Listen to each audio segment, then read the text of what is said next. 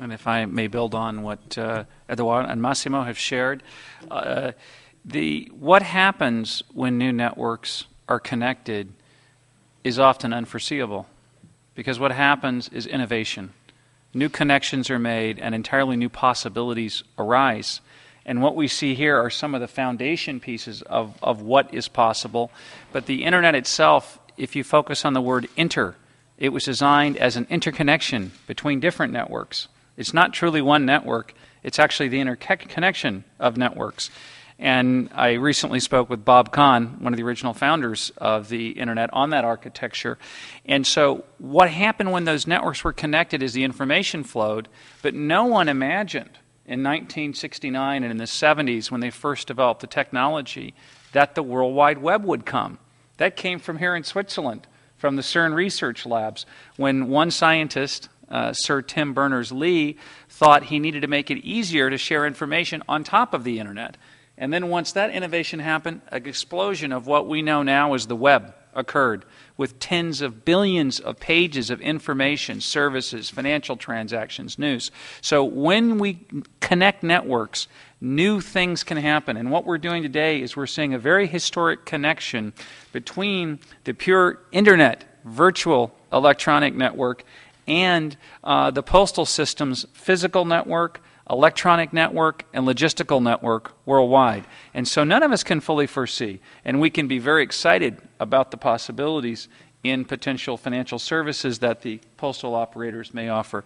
We see very great possibilities in cybersecurity, which is a top topic that I care about and have worked on in the past, because a great problem in cybersecurity is authentication, or what we call spoofing. It is people trying to represent or parties that they're someone else. And the postal system has that on-the-ground immediate knowledge of individuals, residences, and businesses to offer a level of authentication that might not otherwise be possible. Through 600,000 outlets in the world, this is a phenomenally powerful resource that only the postal system has, that I can think of very uniquely, to get down to the address level, the individual level of a security, which could have tremendous benefits for cybersecurity in the future. Clearly, there'll be important privacy issues to concern other social and policy issues, but that fundamental capability could be very transformative for cybersecurity.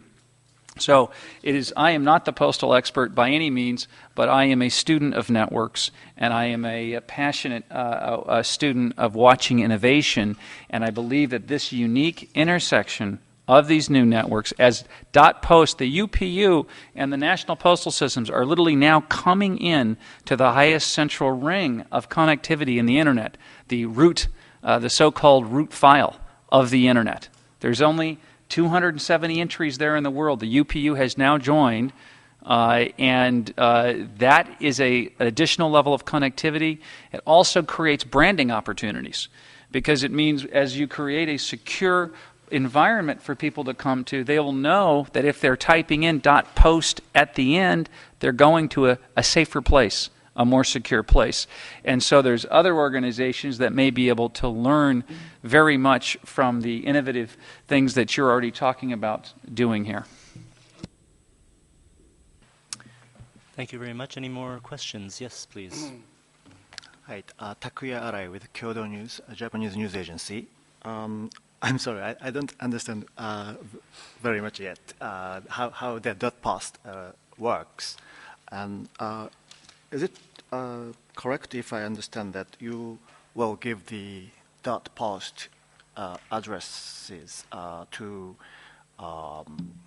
anyone who can prove the postal address, physical postal address to the electronic address, or who will be given the dotpost addresses? Is it postal companies or e-commerce traders or individuals? Okay, maybe I'll ask Paul Donahoe to explain the process to you.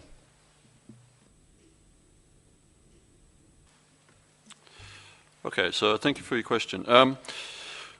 There is a defined community that dotpost will represent. The postal community will be providing services on top of dotpost domains. So purchase of dotpost domains will be done according to the policies and eligibility criteria that the UPU will be defining. It will bring together governments, regulators, postal operators, and private sector companies that are recognised by the UPU, and they will develop the policies and the eligibility criteria for who will be able to buy dotpost domains and what they will be able to be used for. As has been said by Mr. Diana and Mr. Beckstrom, the whole principle of dotpost is a trusted and secure environment. So there will be conditions on who will be able to access the domains and what they will be able to use them for to ensure that trust and security space on the internet that the citizens can recognise.